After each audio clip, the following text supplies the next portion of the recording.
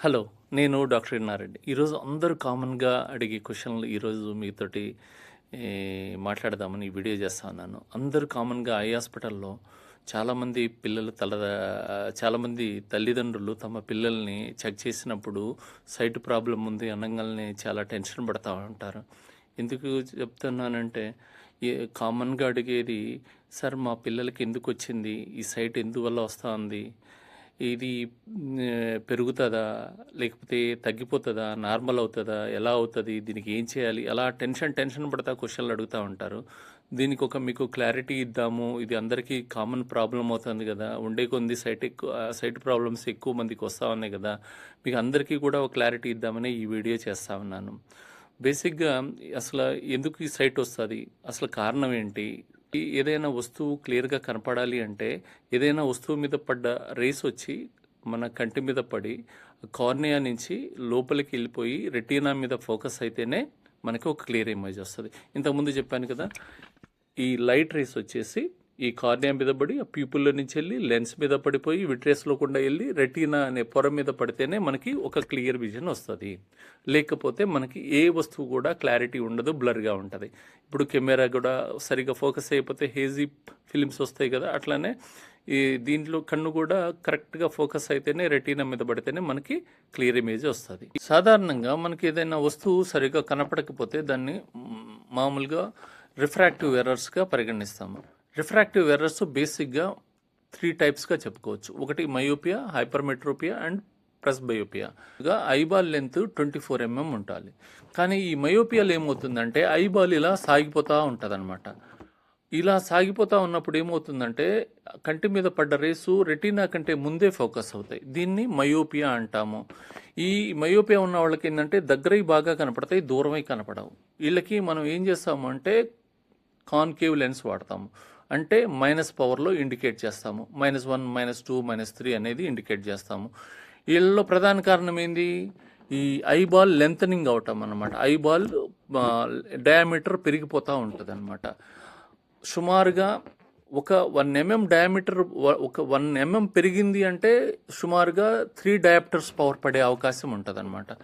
అలానే హైపర్మెట్రోపియాలో ఏమవుతుంది, వీళ్ళకి దూరం అయ్యి కొంచెం బెటర్గా కనపడతాయి, దగ్గరవి చాలా స్ట్రగుల్ అవుతూ ఉంటారు.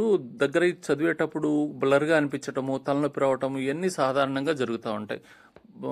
దీన్ని హైపర్మెట్రోపియా అంటాము. ఈ హైపర్మెట్రోపియాలో ఏం చేస్తామంటే మామూలు కాన్వెక్స్ లెన్స్ వాడతాము. కాన్వెక్స్ లెన్స్ అంటే ప్లస్ పవర్ ఇండికేట్ చేస్తాం అన్నమాట. +1, +2, +3 వాడతాము.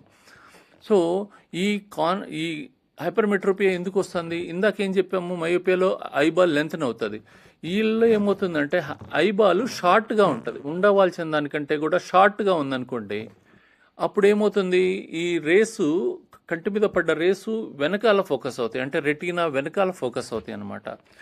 అంటే హైపర్మెట్రోపియాలోనేమో షార్ట్ ఐబాల్స్ ఉంటాయి, మయోపియాలోనేమో ఐబాల్ పెరుగుతూ ఉంటుంది, లెంతనింగ్ అవుతూ ఉంటుంది. అంటే ఒక 1 mm తగ్గినా కానీ 3 డయాప్టర్స్ పవర్ పడుతుంది ప్లస్.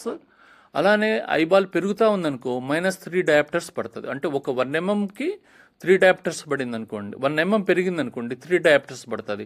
అదే 2 mm పెడితే 2 mm పెరిగింది అనుకోండి 6 డయాప్టర్స్ పడుతుంది. అట్లా ఎంత పెరుగుతూ ఉంది అంటే అంత ఎక్కువ పవర్ పడే అవకాశం ఉంటుంది. ఇదంతా కూడా ఐబాల్ లెంతన్ అవ్వటం వల్ల జరుగుతుంది మయోపియాలో.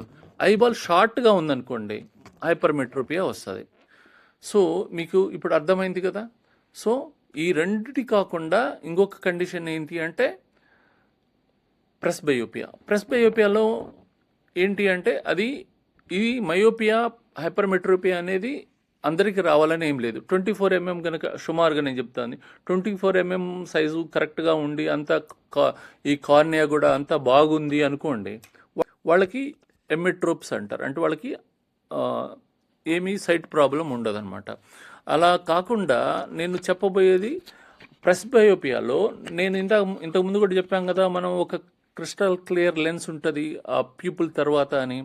ఇది ఎలా ఉంటుందంటే ఎర్లీ ఏజ్లో చాలా ఫ్లెక్సిబుల్గా ఉంటుంది. అంటే దాని క్యాప్సూల్ కానివ్వండి, లోపల ఉన్న మెటీరియల్ కూడా చాలా ఫ్లెక్సిబుల్గా మూవ్ అవుతూ ఉంటుంది. మనం సపోజ్ ఇప్పుడు ఒకసారి దూరంగా చూస్తాము, ఇమీడియట్గా దగ్గరగా చూడాల్సి వచ్చినప్పుడు కూడా మనం వీ కెన్ సీ క్లియర్లీ.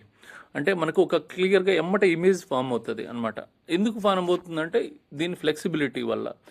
దీని ఫ్లెక్సిబిలిటీ మనకి ఏమవుతుందంటే సుమారుగా 40 సంవత్సరాల దగ్గరకు వచ్చినప్పుడు ఈ ఫ్లెక్సిబిలిటీ తగ్గిపోతుంది అనమాట. ఈ క్యాప్సూల్ ఫ్లెక్సిబిలిటీ తగ్గుతుంది, లోపల ఉన్న మెటీరియల్ తగ్గుతుంది.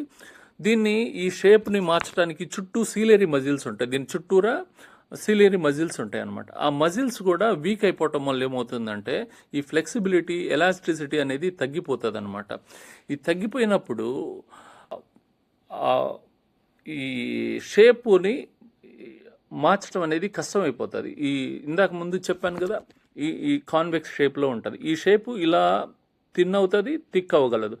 దీన్నే మనం అకామిడేటివ్ పవర్ అంటాం. అంటే అకామిడేటివ్ పవర్ తగ్గటం వల్ల ప్రెస్బయోపియా వస్తుంది అని అర్థము. సో ఇది సుమారుగా 40 సంవత్సరాల ఏజ్ ఉన్న వాళ్ళలో వస్తుంది. ఈ ప్రెస్బయోపియాకి కూడా ఏంటి మెయిన్ ప్రాబ్లం ఎలా స్టార్ట్ అవుతుంది అంటే దగ్గర 39-40 ఇయర్స్ వచ్చిన వాళ్ళకి ముందు ఈవినింగ్స్ చిన్నవి చూడటానికి చాలా ఇబ్బంది. లెటర్స్ కావచ్చు, లేకపోతే ఏదన్నా వర్క్ చేసేవాళ్ళు చిన్నవి చూడాలన్నా కానీ ఎంఆర్పి చూడాలంటారు కొంతమంది మెడికల్ షాప్లో వాళ్ళు, లేకపోతే బంగారు షాప్లో వాళ్ళు చిన్నవి మార్క్స్ ఏవో ఉంటాయి అవి కూడా కనపడలేదన్న ప్రాబ్లమ్స్ తోటి వస్తూ ఉంటారు అనమాట. సో ఏదేమైనా కానీ ఈవెన్ చిన్నవి కనపడట్లేదు అంటే చాలామంది ఇంట్లో పని చేసుకున్న వాళ్ళు బియ్యంలో రాళ్ళను, తలలో పేలు కనపడట్లేదు అని ఇలా రకరకాలుగా ఏదైనా ఇవన్నీ కూడా ప్రెస్బయోపియా కిందగానే వస్తాయి. ఇవన్నీ కూడా 40 సంవత్సరాల దగ్గర పడ్డ వాళ్ళలో స్టార్ట్ అవుతాయి. ఏజ్ పెరిగే కొంది ఈ ప్రాబ్లమ్ పెరుగుతూనే ఉంటుంది కానీ తగ్గదు. అందుకని దీని గురించి ఇది నార్మల్ ఫిజియోలాజికల్ ఫినామినానే కానీ పెథలాజికల్ కాదు, భయపడాల్సిన ప్రాబ్లం కాదు. ఇది ఆల్మోస్ట్ అందరికీ వచ్చే ప్రాబ్లమే.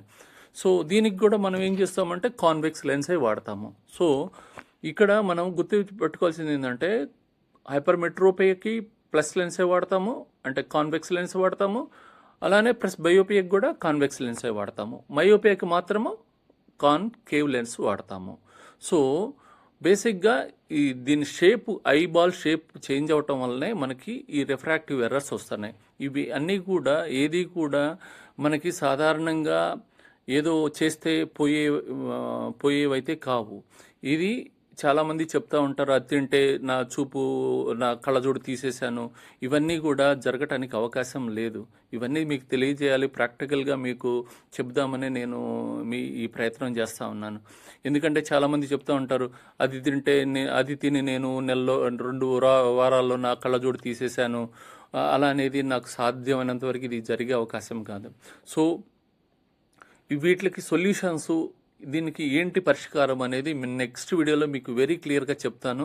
మీరు నెక్స్ట్ వీడియోని కూడా మీకు చాలా యూస్ఫుల్ ఉంటుందని నేను భావిస్తూ ఉన్నాను. అది కాకుండా ఈ మయోపియా, హైపర్మెట్రోపియా, ప్రెస్బయోపియా దాని మీద 10th క్లాస్ స్టూడెంట్స్కి ఒక క్వశ్చన్ నేను ఎక్కువగా గమనిస్తూ ఉంటాను. పబ్లిక్ ఎగ్జామ్లో ఒక క్వశ్చన్ అయితే డెఫినెట్గా ఉంటుంది. సో వాళ్ళందరూ కూడా దీన్ని అర్థం చేసుకుని మంచిగా ఎగ్జామ్లో వస్తే బాగా రాస్తారని కూడా నేను ఆశిస్తా. సెలవు తీసుకుంటా ఉన్నాను. Thank you very much.